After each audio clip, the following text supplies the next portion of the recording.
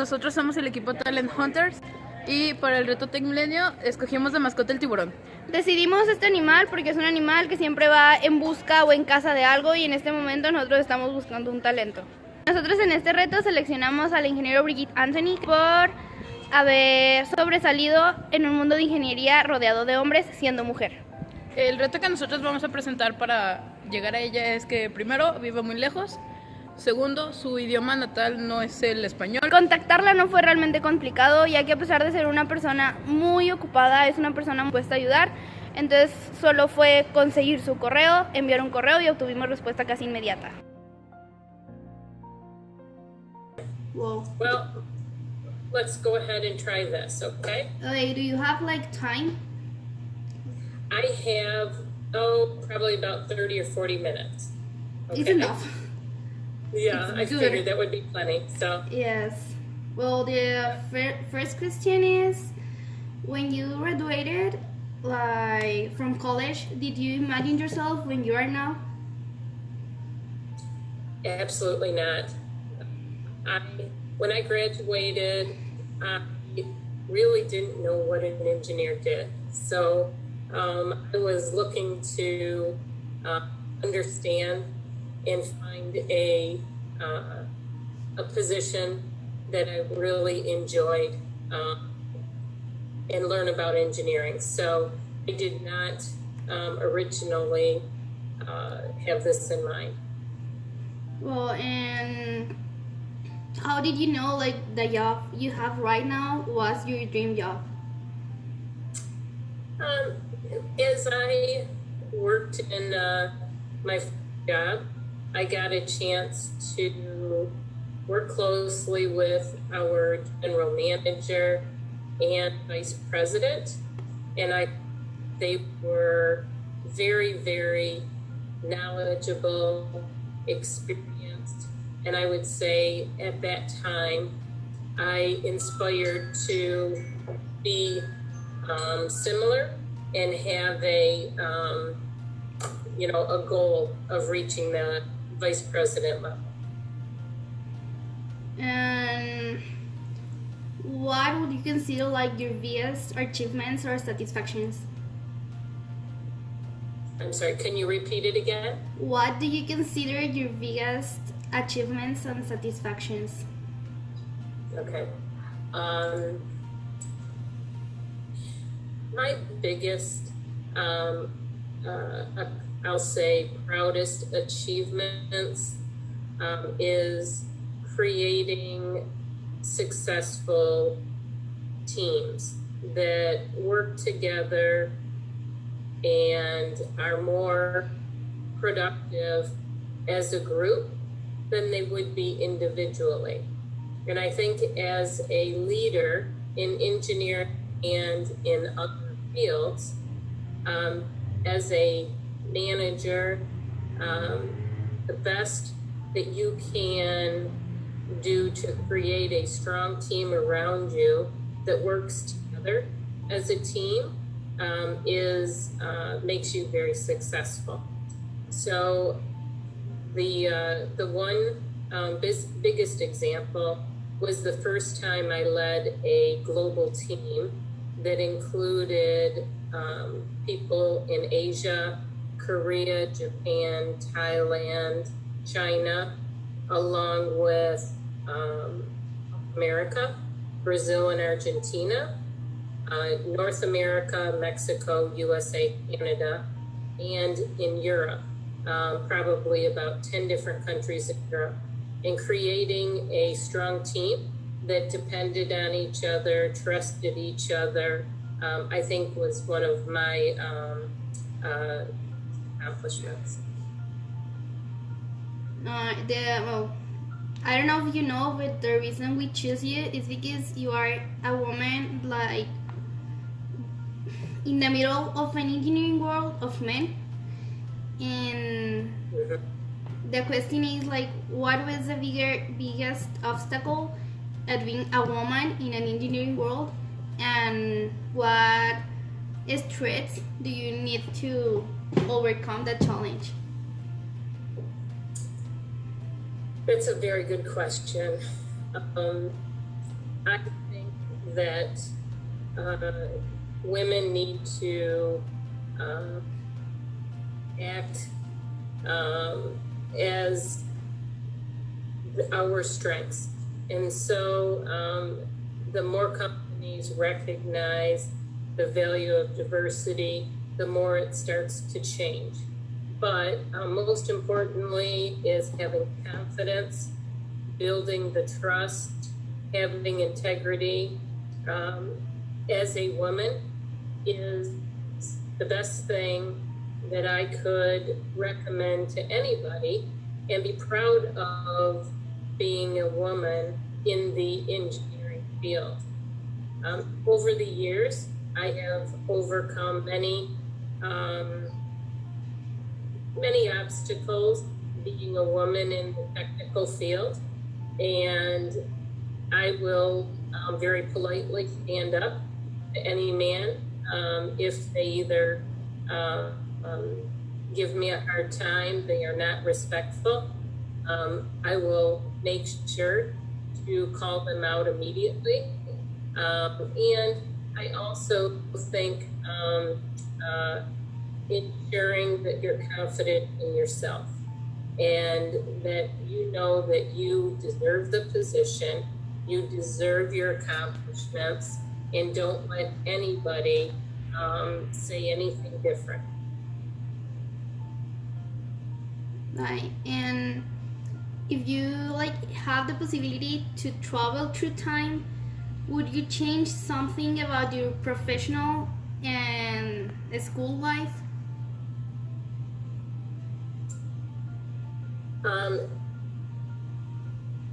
It's interesting because when I started in college, I was the first person in my family to ever go to a university, and started in pre-law, completely different than engineering, but enjoyed math and got turned on to engineering. And I think that path taught me a lot about myself and what was important to me or what my interests were. And I worked for about 5 years and went back for my master's degree in engineering. The one thing that I think would have been beneficial is to additionally think about an MBA or some kind of business degree. At some point in everyone's career, you need to think about, from engineering, do I really want to stay very technical and continue on a path of education and positions, or are you interested in the management and leadership positions? I did a master's degree in engineering, and it did help me certainly in many ways along the way and through my leadership experience. But I think if I had the chance, I probably would have taken an opportunity to take more business classes, possibly go for an MBA. What do you think is the most important lesson that life has given you? Always be flexible. You can't predict everything. And I think that it's really important to always listen to your gut feelings. I think women are unique in that way. I think to not be so set, especially in the business world, that you always have to listen and determine what are best decisions, but being flexible. Don't always preset what you think you should be doing or decisions, because I think that's where you can get into mistakes and trouble. So always use facts and data, particularly in engineering. Make sure that you're making decisions with facts and data. So don't pre-decide things. And that's I think the best advice as a manager, a leader, or as a young engineer is to come with good facts and data that will drive the right decisions. And always maintain your own personal integrity. Don't let anybody talk you into something different, and always be confident in yourself as a woman. Don't let any man ever convince you of something that you know is not correct. Okay? Oh, we have like the 3 last questions, and I consider them like the most important. The first one is, do you have plans, like future plans, and do you consider plans important to succeed? I'm sorry, say again the last sentence. If you consider plans important to succeed. The plans, did you say? Yes. Okay. I think that you should always set goals and map out what you think it takes to achieve goals and plans. And I do think that it's very important to be organized and focused on achieving your plans that'll help you ultimately to achieve your own personal goals. Well, the main topic of the video is about life purpose, and could you share your life purpose with us? In my life goals, What? Excuse me? I'm sorry, is it my life goals that you are? Your life purpose is like what makes you do what you do, and like it's something like helps society and helps you and makes you happy, like why you are working and being alive. Well, okay. You know, it's interesting because I feel very lucky to have a very good family. I've had a very good career. I've been successful. But things that motivate me now are being able to develop and teach others, to be able to create strong teams, and the development to have my team achieve their own goals. But also, I think it's important as a woman in the technical field is to promote and educate young women, young children about different opportunities in technical careers. So I'm very passionate about, I'm the executive leader of our STEM program that Cynthia, you were part of with the Kettering AIM. But we have now globally probably about 300 volunteers that go to schools, universities, our workplace. There's a number of different areas that we go, and I attend as many as I can to help to educate the women on careers that it can be done, and that this is a good opportunity for them, whether it's in engineering or manufacturing or other technical fields, that they should not be afraid of it, that they should look into it and understand if it's right for them. So for me, providing the education so they can make their own best decisions, what's good for them, is something that is very important to me. That's cool. And like the last question is, what message or advice would you give to people my age? I would tell you to, are you in your first year of college? Yes. Okay.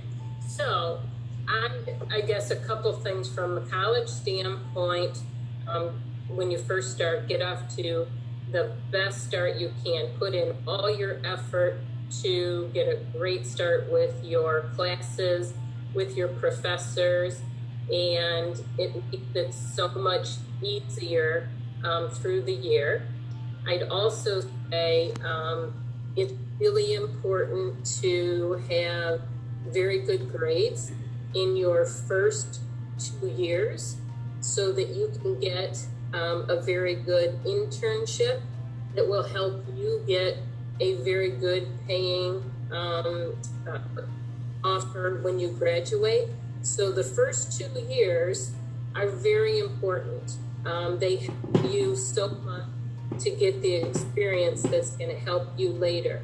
So from your college experience, do everything you can now to really impress the school, impress your professors, get very good grades when you start. It helps you along the way. And these first years are so important for internships. And then once you graduate, the one thing that I would also say from an advice standpoint, check out different options. Don't assume what you think today in your first year is what you may end up with liking best when you graduate. Look at me. I started in pre-law. I ended up in engineering. So make sure you keep looking what really interests you. What you think now may or may not be what it is in 2, 3, 4 years. And you want to get into something that you're going to enjoy and love for the next 30 years. So just be flexible. Try different things. If something looks interesting to you, check into it. Okay? It's excellent. I wish you the best. It gives you a good opportunity to see different areas that you'll find, a specialty someday. But don't worry about that now. And I really wish you the very best. Yeah, I wish the best. Thank you. When you answered the mail, I was very excited because I didn't think you would answer so fast. There's certain things, if you answer quickly, then I can make sure it doesn't get lost or I get too busy. So something to keep in mind is trying to act quickly and again, be organized, planning, and keeping to a schedule. So yeah, I was happy to hear from you, and I remembered you right away. Yeah. Yes, I really admire the way I know you're a busy woman and you give you the time to answer this interview, and yes. Yeah. Well, good luck to you, Cynthia. Thank you. And Good luck. Al momento de hacer este reto nos sentimos muy nerviosas y angustiadas porque no sabíamos muy bien qué era lo que iba a pasar y pues también las fechas límites nos tenían muy presionadas. Algo que aprendimos fue que sin importar qué tan ocupada está una persona, te puede dar una entrevista si lo intentas.